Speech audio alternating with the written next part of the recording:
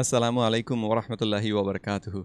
Hi guys, this is Shahadat and hope you are doing well. Today I'm going to read this Clinician's Guide to Low Carbohydrate Diets. I think this guide, if you listen to this guide, you will be able to provide better care for your patients. And at the same time, if you're a patient of type 2 diabetes, then this information will help you immensely to understand what the problem is of your T2D or type 2 diabetes and how you can better take control over the disease and probably put it to remission or reverse it altogether. So without further ado, let's start. Clinician's Guide to Low Carbohydrate Diets. There is increasing evidence for the efficacy of low carbohydrate diets for the type 2 diabetes, metabolic syndrome and weight loss. Reference 1-17.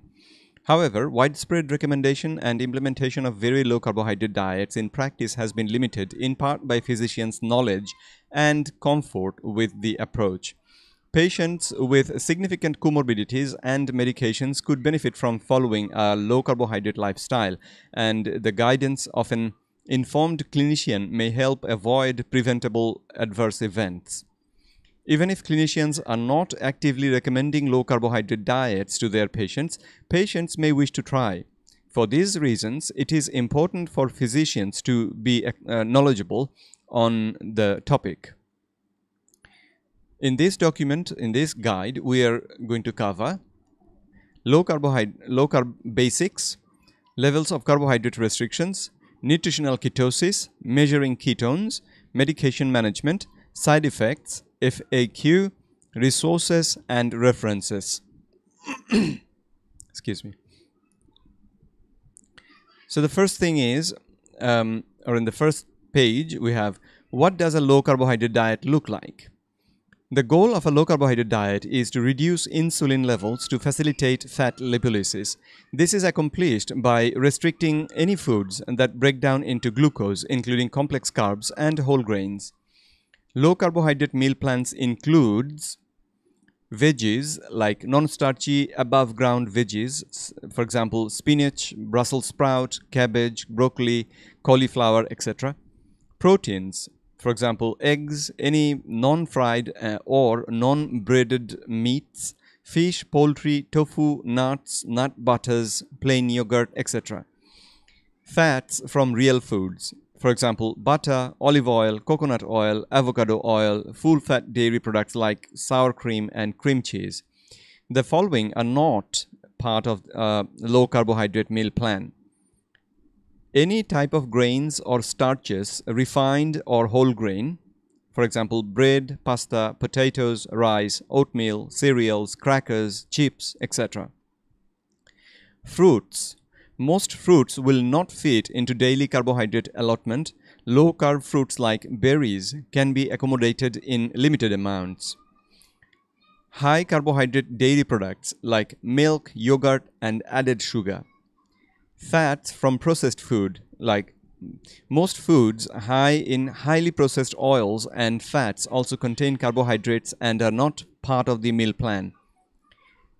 Added sugars and sweetened beverages are not allowed either. How low is low carb?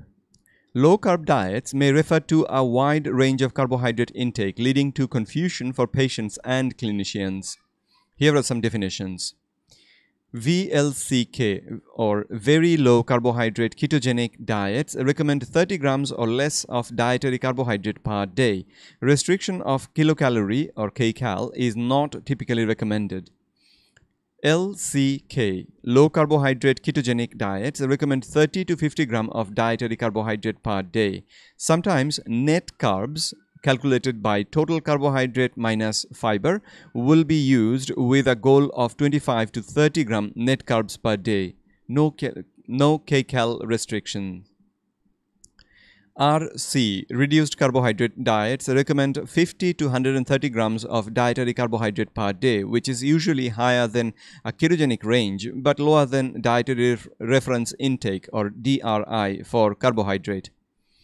MCCR, moderate carbohydrate calorie restricted diets, recommend more than 130 grams of dietary carbohydrate per day with a range of 45 to 65% of daily kcals coming from carbohydrates.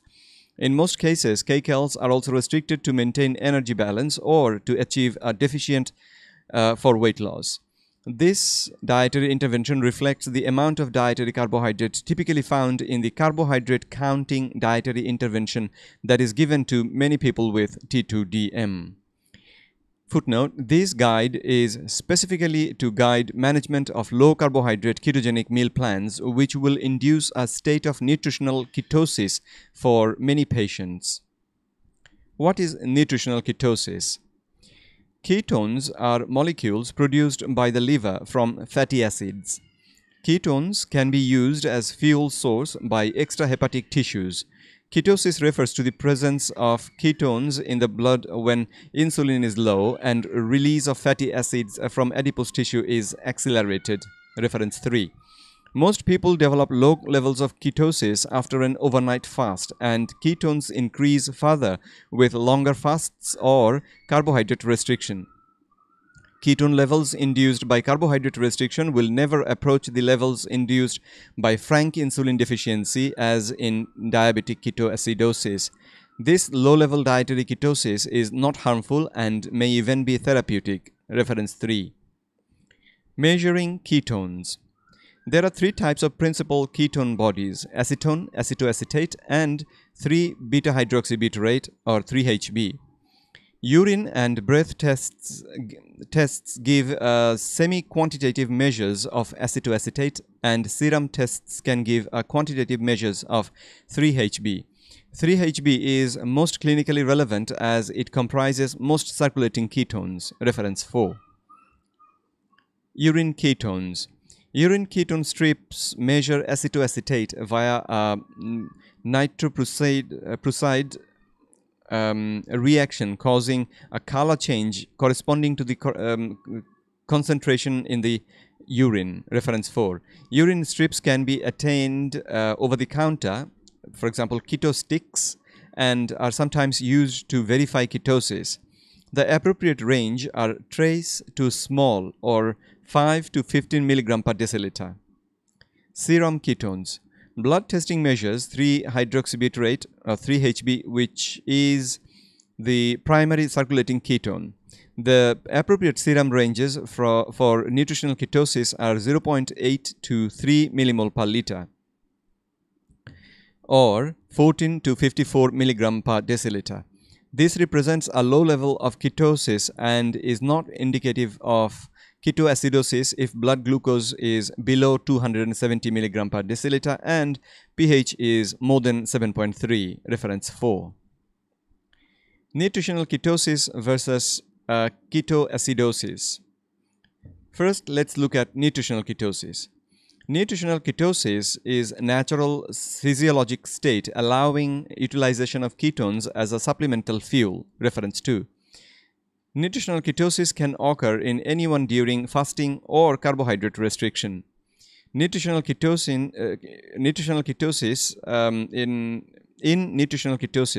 ketones generally remain below 3 millimole per liter or 54 mg per deciliter and do not change blood pH.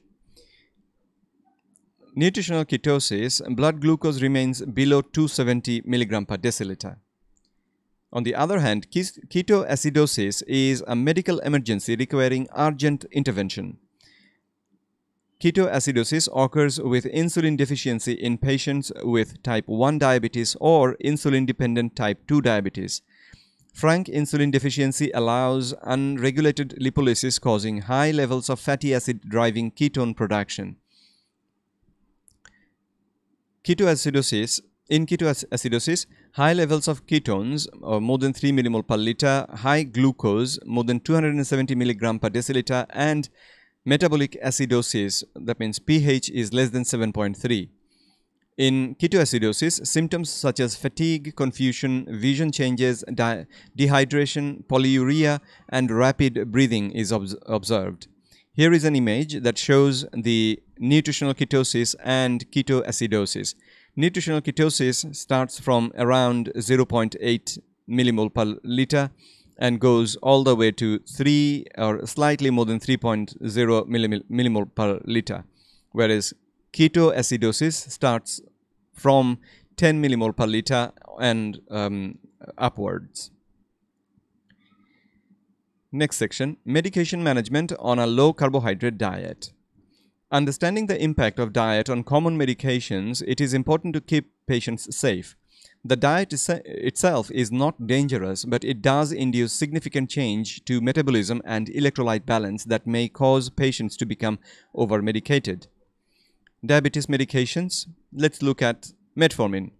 Metformin can be used effectively in conjunction with a low-carb diet. Reference 6. Metformin does not present the same risks of hypoglycemia as insulin or sulfonylureas.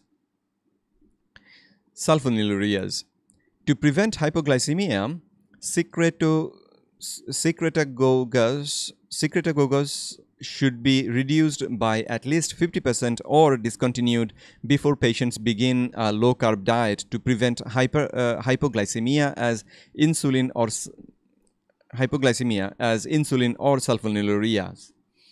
SGLT2 inhibitors. There are risks of ketoacidosis while taking SGLT2 inhibitors, and case reports have been described in the context of low carbohydrate diets. Reference 18.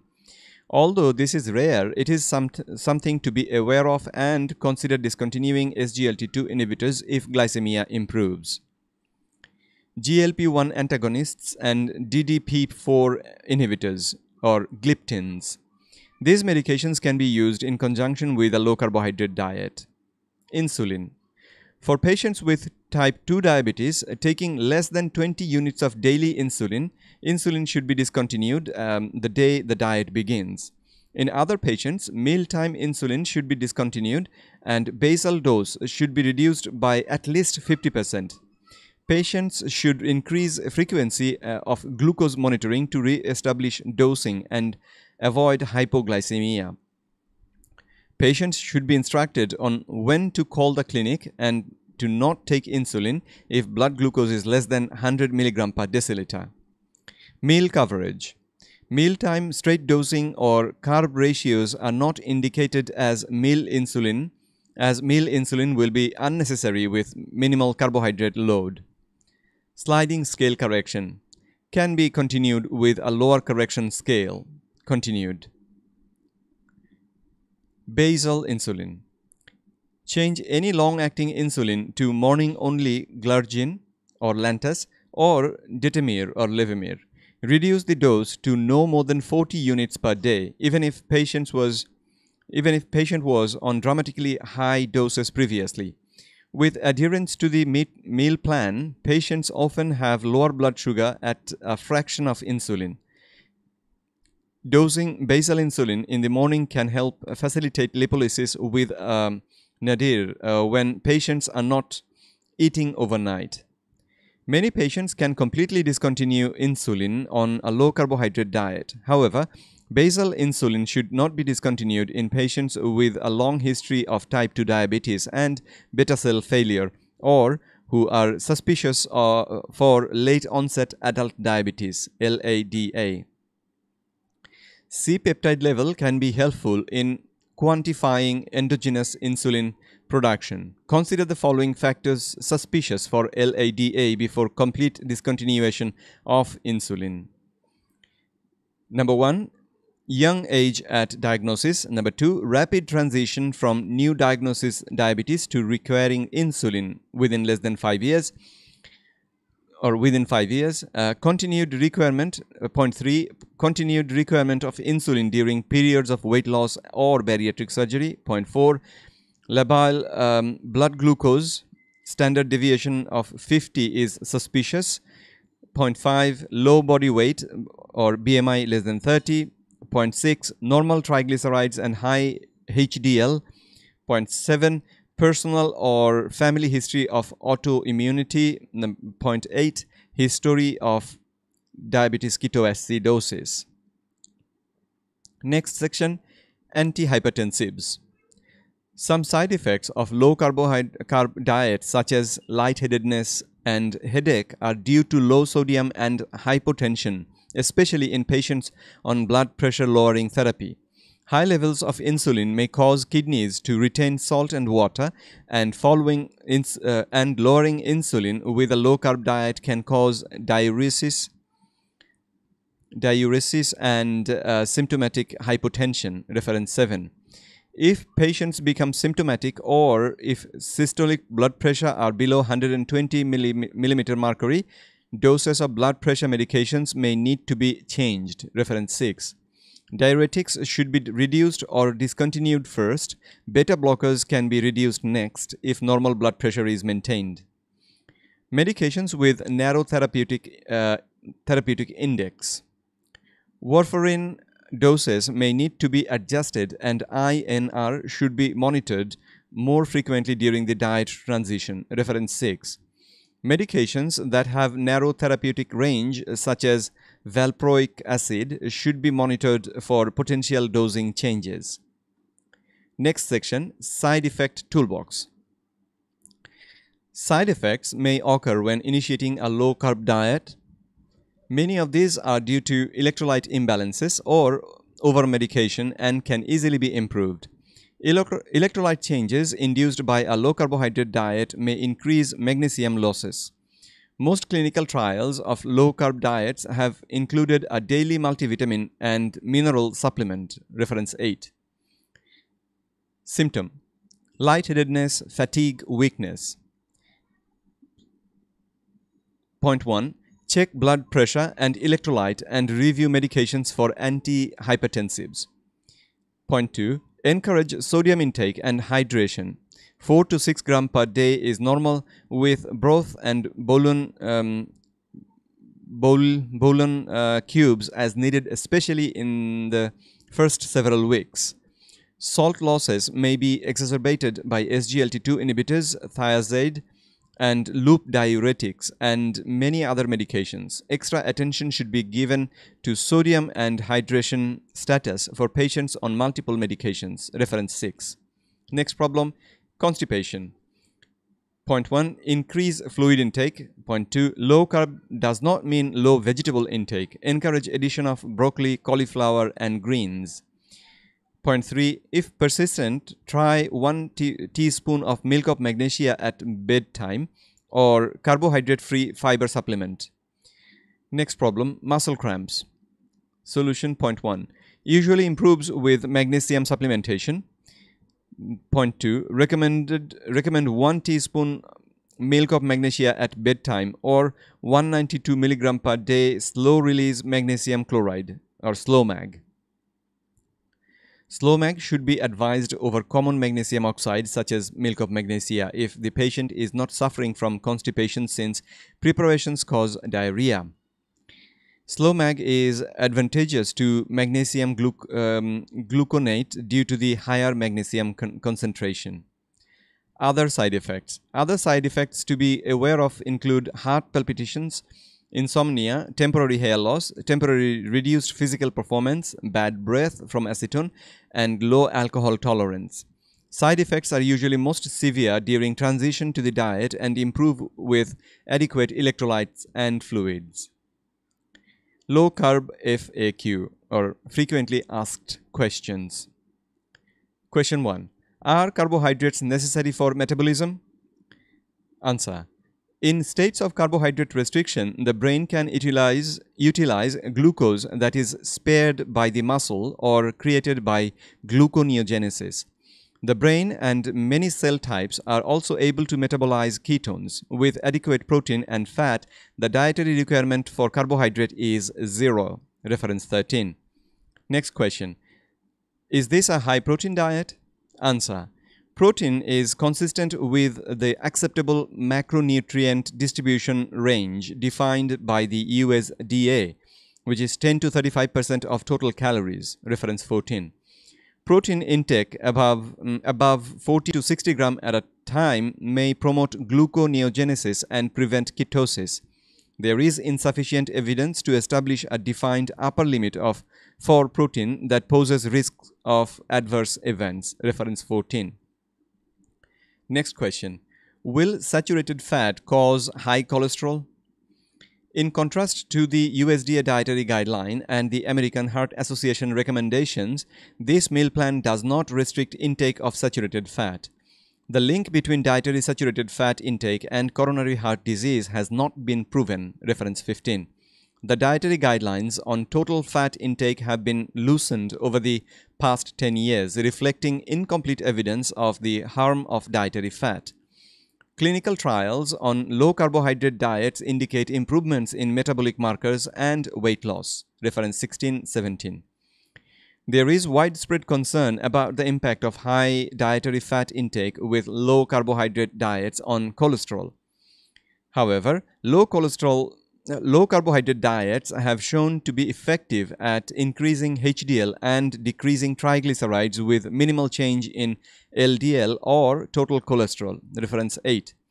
During weight loss, serum total cholesterol may rise. However, this is not a significant effect. This small increase is usually temporary and is not an indication to increase or begin lipid-lowering medications. Reference 10.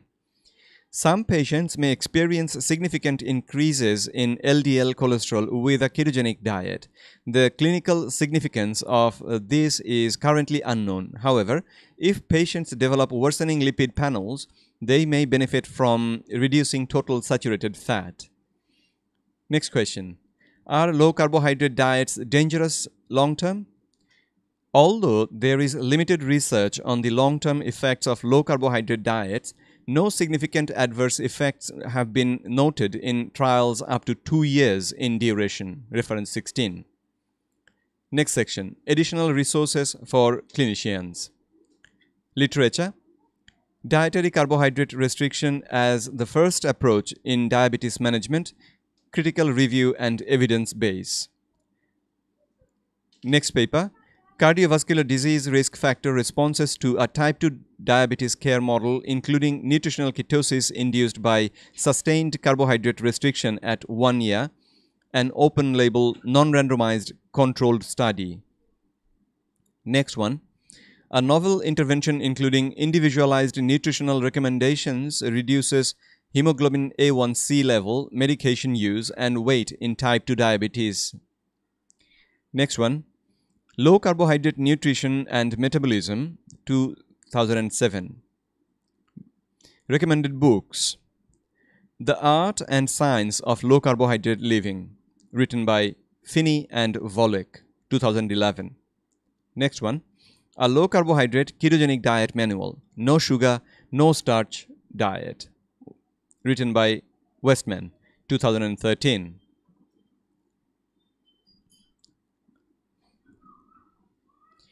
And then the references, and there are some more things at the end of this paper. Let me quickly show you some of those. There is a chart for patients to record their blood glucose, and if anybody just prints this, they can record their blood glucose level and can track whether things are improving or if there is any problem. And doing the ketogenic diet is, they simply say it's as simple as A, B, and C. So what are these A, B, and C's? A means adequate protein. So that the way you have to do that is when you are hungry, eat, and eat meat like beef, burgers, steak, etc. Pork, ham, unglazed, bacon, lamb, veal, etc. Poultry, chicken, turkey, duck, fish and shellfish, any of them, eggs, whole eggs.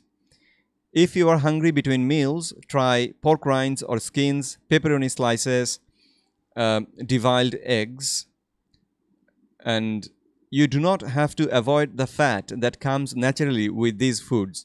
You do not have to limit quantities, but you should stop eating when you feel full. B means brightly colored vegetables. When doing keto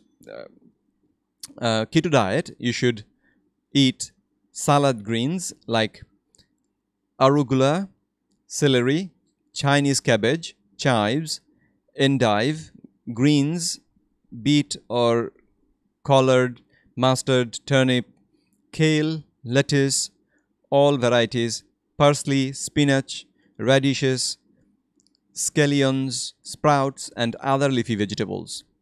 Vegetables should be asparagus, broccoli, Brussels sprouts, cauliflower, celery, cucumber, eggplant, green beans, jicama, mushrooms, okra, onions, peppers, pumpkins, radishes, shallots, snow peas, sprouts, bean and alfalfa, sugar snap peas, summer squash, tomatoes, rhubarb, zucchini.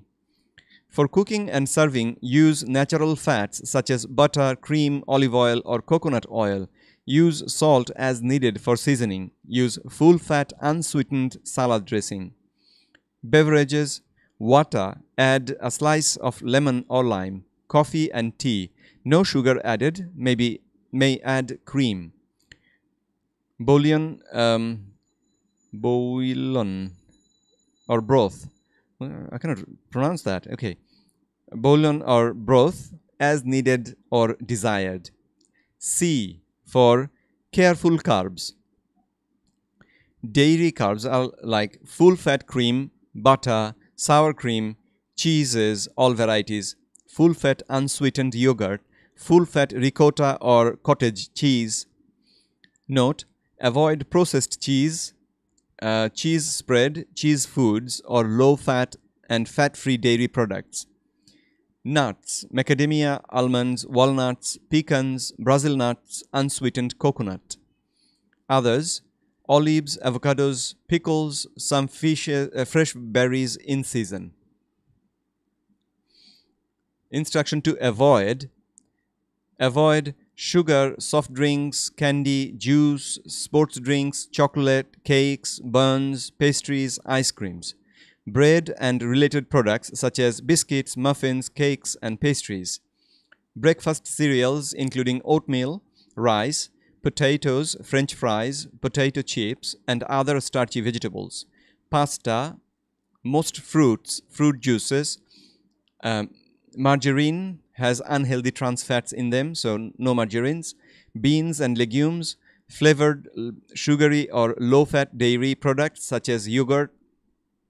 Beer, this is like bread in liquid form. Occasional treats, for people who drink alcohol, they can have a little bit of red or white wine or spirits. Dark chocolate for everybody, more than 70% cocoa. Online resources, you can go to https://dietdoctor.com/low-carb, or you can do lowcarbdiets.about.com. Getting started on a low-carb diet, it is as easy as A, B, and C. Here is a chart about all the medications that needs to be stopped or reduced, or the medications that we don't need to do anything about. Let's quickly go through them. Adapting diabetes medication for low carbohydrate management of type 2 diabetes. This is like a A5 document, and this can be printed on a piece of paper, and can be kept on the desk of the clinician, so then they can refer to this document when helping their patients. So, 3 key clinical considerations. Number 1 is there a risk of drug causing hypoglycemia or other adverse events? Number 2 is, what is the degree of carbohydrate restriction? Number 3 is, once carbohydrate is reduced, does the drug continue to provide health benefit? And if so, are the potential drug benefits greater than or less than possible risks and side effects? And then there are 3 columns. Drug group is the first one, hypo risk is the second one, and clinical suggestion is the third one. So start with sulfonylureas, example gliclazide and meglitinides like repaglinide. Hypo risk, yes. Reduce. Clinical suggestion, reduce or stop if gradual carbohydrate reduction reduction, then win by halving the dose successively. Next one is insulin. Hyporisk, yes. Clinical suggestion, reduce or stop. Typically win by 30 to 50% successively. Beware insulin insufficiency. SGLT2 inhibitors or flozins. Hyporisk, no. Ketoacidosis risk if insulin insufficiency. Usually stop in community setting. Biguanides or metformin. Hyporisk, no. Clinical suggestion, optional. Consider clinical pros and cons. GLP-1 antagonists like enatide or glutide. Hyporisk, no. Clinical suggestion, optional. Consider clinical pros and cons. Thiazolidinediones, my goodness. Glitazones. Hyporisk, no. Clinical suggestion, usually stop. Concerns over long-term risks, usually overweight benefit. DPP4 inhibitors or gliptins. Hyporisk, no. Usually stop due to lack of benefit. Alpha glucosidase inhibitors or acarbose. Hyporisk, no. Clinical suggestion, usually stop due to no benefit if low starch or sucrose ingestion. Self-monitoring blood glucose. Hyporisk, not available. Clinical suggestion, ensure adequate testing supplies for people on drug that risk hypoglycemia. Testing can also support behavior change, example, paired pre- and post-meal testing. Caution, weaning of insulin if clinical suspicion of endogenous insulin insufficiency. Patients with LADA may have been misdiagnosed as T2D. Also, risk of endogenous insulin insufficiency in a minority of people with T2D. Consider these possibilities if patient was not overweight at diagnosis. Exogenous insulin should not be completely stopped for these cohorts. Inappropriate over-reduction and cessation of exogenous insulin is avoidable in these cases, as in increasingly marked hypoglycemia, hyperglycemia will occur if weaning of insulin is excessive. This information was brought to you from the work of Dr. Murdoch C., Dr. Anwin D., Dr. Kevin D., Dr. Kukuzela M., and Dr. Patel M. And that is the end of this document. So please listen to it. Obviously, I couldn't read it very well. There are some glitches in the middle when I was reading it. But if you forgive those glitches, I hope that you will be able to learn something. And if you are a clinician, you will understand how to help somebody who is doing low carbohydrate ketogenic diet, and you will probably be able to help somebody who wants to start low carbohydrate ketogenic diet under your supervision. I will hope to see you in my next video, and until then, take care. Bye-bye.